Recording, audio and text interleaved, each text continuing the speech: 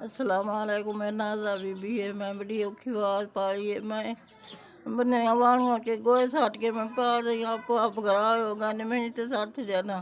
कल कली मेरा नहीं आना पानियों तांगा रोटियों तांगा बड़ी मजबूर है।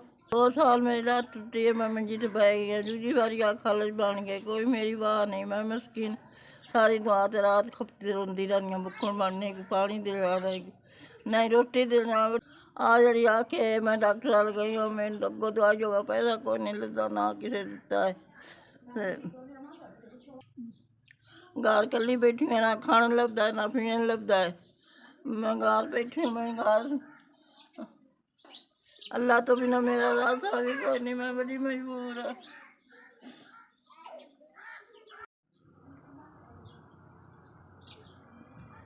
मेरे पुत्रा अल्लाह तुम चोखा दे टाले मिनट पहुँच गए पैसे गले अल्लाह तुम बाह दे।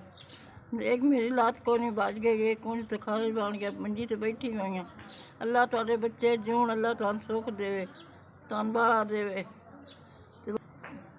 मेरे पुत्रा होए 5,000 दवाई ले लवा कोई रोटी खा लवा 4 दिन तुहानू दवाई देंगी। अल्लाह तुहानू सुख देवे अल्लाह बच्चे जीवे अल्लाह तुहानू तंदुरुस्तियाँ दे रखे तुहाडे बच्चे जून मेरे बच्चा हो। मेरा पुत्रा हो ननूआ मैं रोटी को नहीं देंदियाँ कल मैं कली बैठी हुई हाँ। कोई वाह नहीं मेरिया लत्तां कोई नहीं दो मेरी अख को नहीं है कुछ अक्खी का इलाज कराना अगर गई है तो मेरा ना पैसे को अक्खी का दारू नहीं देती।